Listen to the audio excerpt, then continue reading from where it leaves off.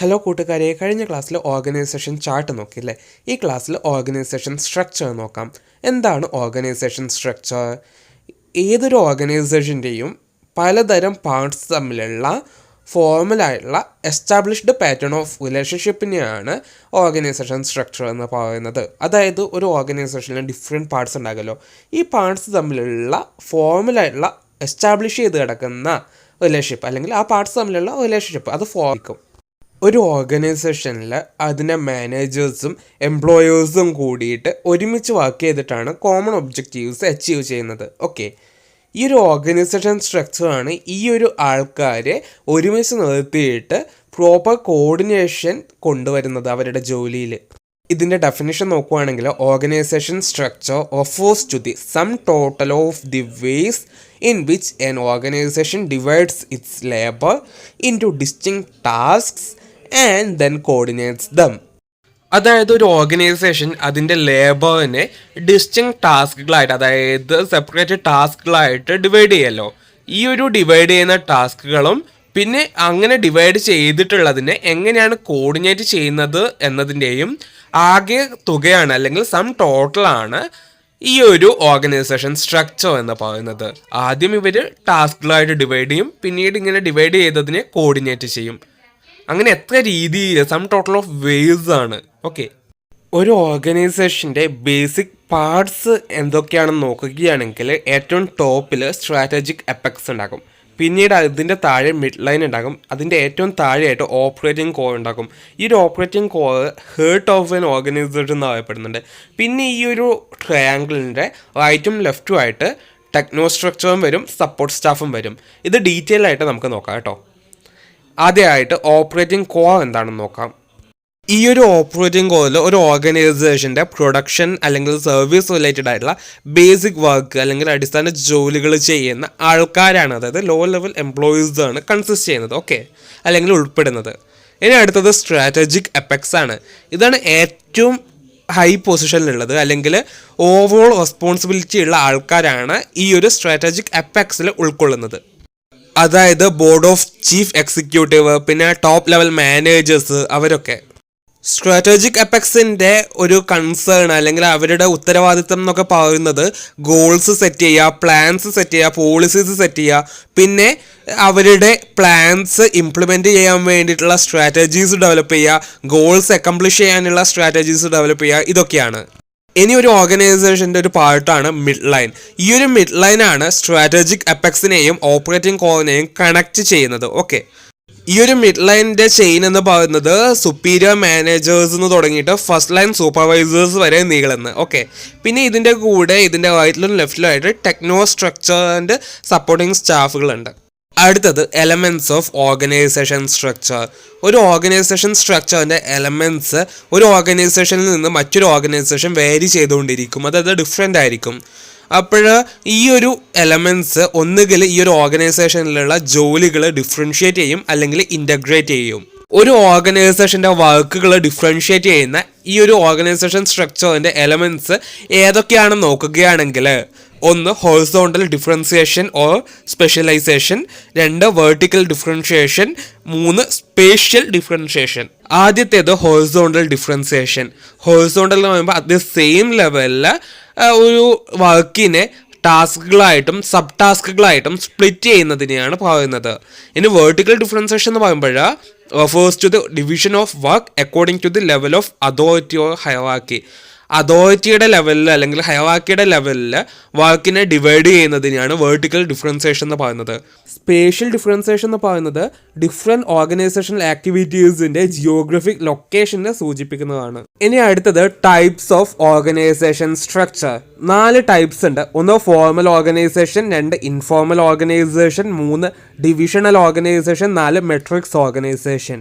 ആദ്യത്തേത് formal organisation. ഇതെന്ന് വെച്ചാൽ 2 അതിൽ കൂടുതൽ ആൾക്കാരുടെയോ ആക്ടിവിറ്റീസ് ബോധപൂർവം ഒരു തന്നിരിക്കുന്ന ഒബ്ജക്റ്റീവിന് നേരെ കോർഡിനേറ്റഡ് ആയിട്ടുണ്ടെങ്കിൽ അല്ലെങ്കിൽ ആ ഒരു ഗിവൺ ഒബ്ജക്റ്റീവ് ഫുൾഫിൽ ചെയ്യാൻ വേണ്ടിയിട്ട് അതിന് വേണ്ടിയിട്ട് കോൺഷ്യസ് ആയിട്ട് അല്ലെങ്കിൽ ബോധപൂർവം കോർഡിനേറ്റ് ചെയ്തിട്ടുണ്ടെങ്കിൽ അതിനെയാണ് ഫോർമൽ ഓർഗനൈസേഷൻ എന്ന് പറയുന്നത്. ഇനി ഫോർമൽ ഓർഗനൈസേഷൻ്റെ ഫീച്ചേഴ്സ് നോക്കുകയാണെങ്കിൽ ഇത് വളരെ സ്റ്റേബിൾ ആയിരിക്കും, clearly defined line of authority and responsibility ഇതിനുണ്ടാകും.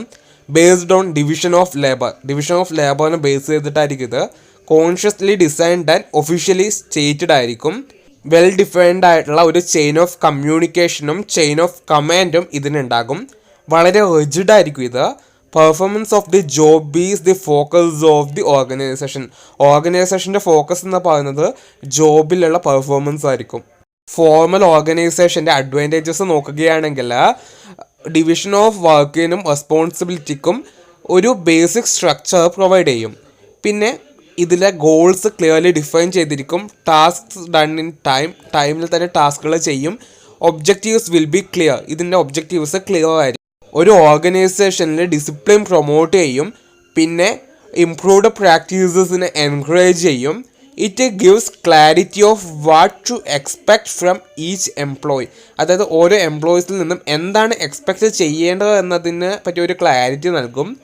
Pay scales തീരുമാനിക്കാനും organisation ലെവൽസുമായിട്ട് link ചെയ്തിരിക്കുന്ന മറ്റ് ഡിസിഷൻസ് എടുക്കാനും വേണ്ടിയിട്ടുള്ള സ്ട്രക്ചർ ഇത് പ്രൊവൈഡ് ചെയ്യും.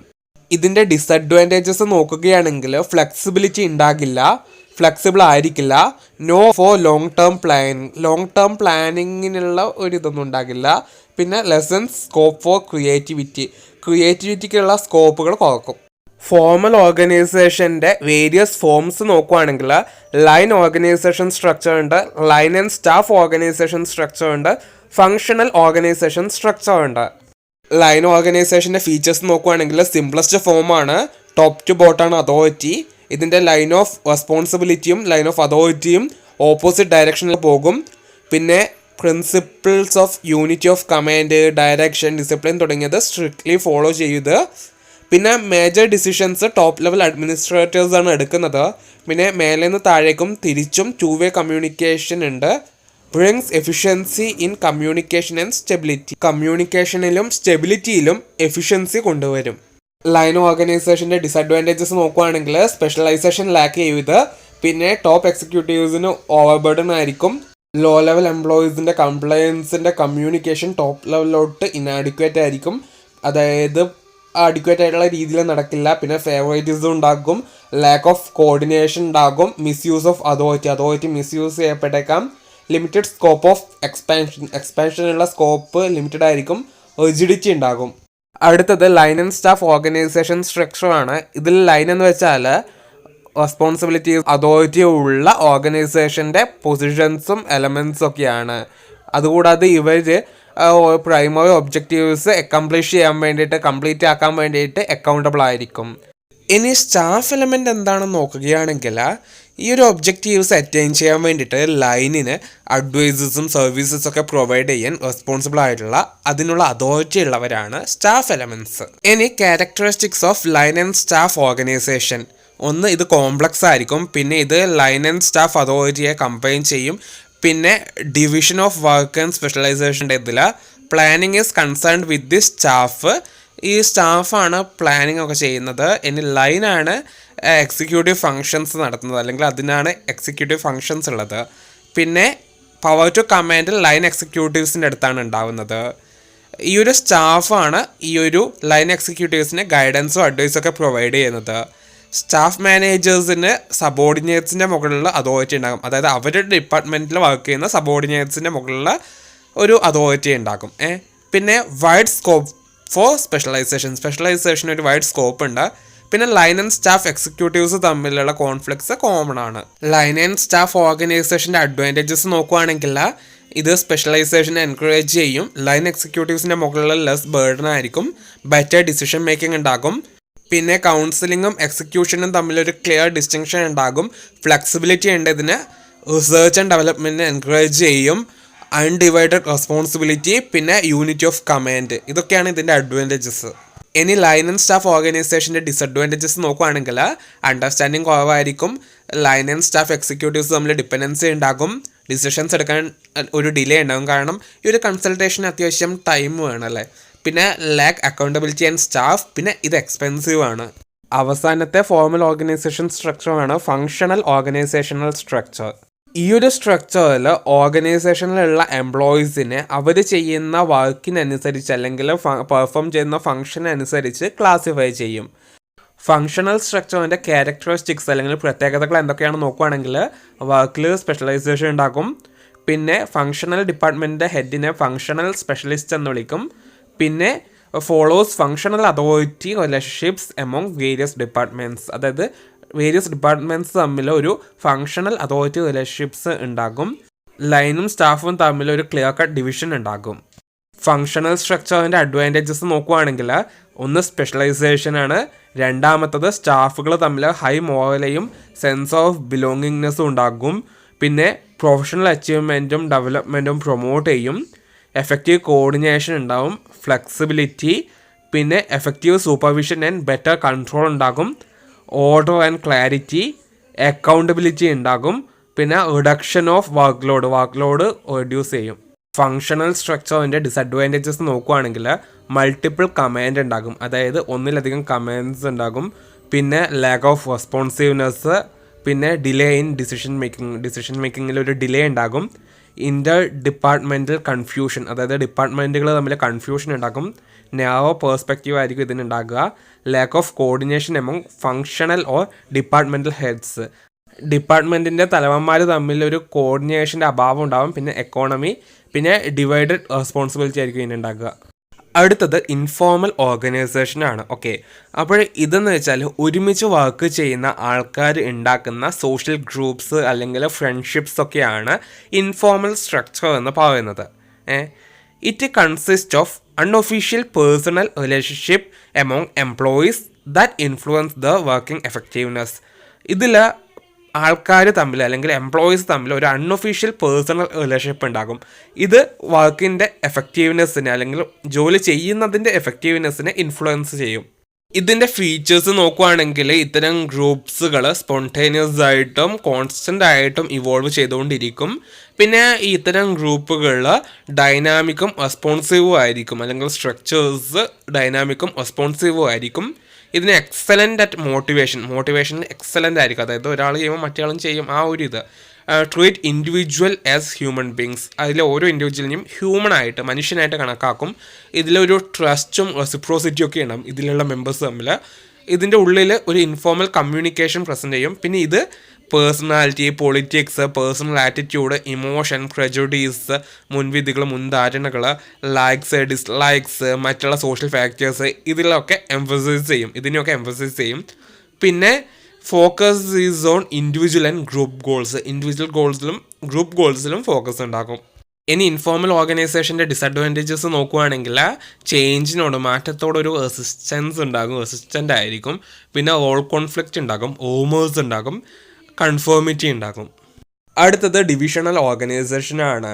It is a kind of organisation that is characterised by divisions inside an organisation. അതായത് ഇതിൻ്റെ പ്രത്യേകത എന്ന് പറയുന്നത് ഓർഗനൈസേഷൻ്റെ ഉള്ളിലുള്ള ഡിവിഷൻസ് ആണ്. ഡിവിഷണൽ ഓർഗനൈസേഷൻ്റെ അഡ്വാൻറ്റേജസ് നോക്കുകയാണെങ്കിൽ ഫ്ലെക്സിബിലിറ്റി അലോ ചെയ്യും, അല്ലെങ്കിൽ ഫ്ലെക്സിബിൾ ആയിരിക്കും.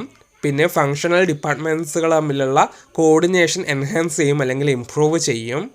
പിന്നെ എല്ലാ ഡിവിഷൻസിനും അക്കൗണ്ടബിലിറ്റി ഉണ്ടാകും, ക്ലിയർ ആയിട്ടുള്ള ഒരു അക്കൗണ്ടബിലിറ്റി ഉണ്ടാകും. പിന്നെ ഇതിൻ്റെ ഓപ്പറേഷൻസിൽ എക്കോണമിയും എഫിഷ്യൻസിയും കൊണ്ടുവരും, അതായത് എക്കണോമിക്കലാക്കും, എഫിഷ്യൻ്റ് ആക്കും. പിന്നെ ഒരു സ്റ്റഡി ഗ്രോത്ത് എൻഷുർ ചെയ്യും. പിന്നെ ഓരോ ഡിപ്പാർട്ട്മെൻറ്റിനും പ്രവർത്തിക്കാൻ വേണ്ടിയിട്ടുള്ള സഫീഷ്യൻ്റ് ആയിട്ടുള്ള ഓട്ടോണമി, അല്ലെങ്കിൽ സ്വന്തമായിട്ടുള്ള കാര്യങ്ങൾ തീരുമാനിക്കാനുള്ള ഒരു അധികാരം നൽകും, ഒരു സഫീഷ്യൻ്റ് ആയിട്ടുള്ള അധികാരം നൽകും. ഓക്കെ, പിന്നെ each division can make use of centralised സർവീസസിനെ യൂസ് ചെയ്യാൻ പറ്റും എല്ലാ ഡിവിഷൻസിനും. ഓരോ ഡിവിഷൻ്റെയും ഔട്ട്കംസ് ആക്സസ് ചെയ്യാൻ വേണ്ടിയിട്ട് എളുപ്പമായിരിക്കും ഇതിൽ. ഡിവിഷണൽ സ്ട്രക്ചറിൻ്റെ ഡിസഡ്വാൻറ്റേജസ് നോക്കുകയാണെങ്കിൽ റിസോഴ്സസ് ഡ്യൂപ്ലിക്കേറ്റ് ചെയ്യാൻ കാരണമാകുന്നുണ്ട്. പിന്നെ ഓപ്പറേറ്റിംഗ് യൂണിറ്റ്സ് തമ്മിൽ ഒരു അൺഹെൽത്തി റൈവൽറീസ്, അല്ലെങ്കിൽ പക, അല്ലെങ്കിൽ ഒരു പ്രതികാര മനോഭാവം, അല്ലെങ്കിൽ ഒരു കോമ്പറ്റീഷൻ ഉണ്ടാക്കും. പിന്നെ ഡിഫറെൻറ്റ് യൂണിറ്റ്സുകൾ ഈ ഒരു റിസോഴ്സസ് ഫുള്ളായിട്ട് യൂട്ടിലൈസ് ചെയ്യാനുള്ള സാധ്യത കുറയും. പിന്നെ കോംപ്ലിക്കേറ്റഡ് സ്ട്രക്ചറാണ്. പിന്നെ സ്മോൾ ആൻഡ് മീഡിയം ഓർഗനൈസേഷൻ ഇത് സ്യൂട്ടബിൾ അല്ല. അടുത്തത് മെട്രിക്സ് ഓർഗനൈസേഷൻ സ്ട്രക്ചറാണ്. It combines functional and product departmentalisation in a dual authority system. അതായത് ഒരു ഡുവൽ അതോറിറ്റി സിസ്റ്റത്തിൻ്റെ ഉള്ളിലുള്ള ഫങ്ഷണലും പ്രൊഡക്റ്റ് ഡിപ്പാർട്ട്മെൻറ്റലൈസേഷനെയും കമ്പൈൻ ചെയ്യും ഇത്. ഇനി ഇതിൻ്റെ അഡ്വാൻറ്റേജസ് നോക്കുകയാണെങ്കിൽ ഒരു ഷെയർഡ് റെസ്പോൺസിബിലിറ്റി ക്രിയേറ്റ് ചെയ്യും ഇത്. പിന്നെ ഡിഫറെൻറ്റ് ഫങ്ഷണൽ യൂണിറ്റ്സ് തമ്മിലുള്ള കോർഡിനേഷൻ എഫക്റ്റീവ് ആയിരിക്കും. പിന്നെ അതോറിറ്റിയും റെസ്പോൺസിബിലിറ്റിയും ഷെയർ ചെയ്യും. ഓക്കെ. പിന്നെ balance between time cost and performance. Time cost performance തമ്മിൽ ഒരു ബാലൻസ് ഉണ്ടാകും. ബെറ്റർ കൺട്രോൾ ഉണ്ടാകും. മിനിമം കോൺഫ്ലിക്റ്റ് ആയിരിക്കും. ഇത് ലാർജ് നമ്പർ ഓഫ് സ്മോളർ പ്രോജക്ട്സിന് സ്യൂട്ടബിൾ ആയിരിക്കും. എഫക്റ്റീവ് കമ്മ്യൂണിക്കേഷൻ ഉണ്ടാകും. ബെറ്റർ അക്കൗണ്ടബിലിറ്റി, വിശ്വാസ്യത ഉണ്ടാകും. ഇംപ്രൂവ്ഡ് ഡിസിഷൻ മേക്കിംഗ് ഉണ്ടാകും. Reduced work load at top മാനേജേഴ്സിൻ്റെ വർക്ക് ലോഡിൽ കുറവുണ്ടാകും. ഇനി ഇതിൻ്റെ ഡിസഡ്വാൻറ്റേജസ് നോക്കുകയാണെങ്കിൽ പ്രിൻസിപ്പിൾ ഓഫ് കമാൻഡ് വയലേറ്റ് ചെയ്യുന്നുണ്ട് ഇത്. Chances of groupism among members തമ്മിലൊരു ഗ്രൂപ്പിസം ഉണ്ടാകാനുള്ള സാധ്യതയുണ്ട്. പിന്നെ കോംപ്ലക്സിറ്റി കൂടും.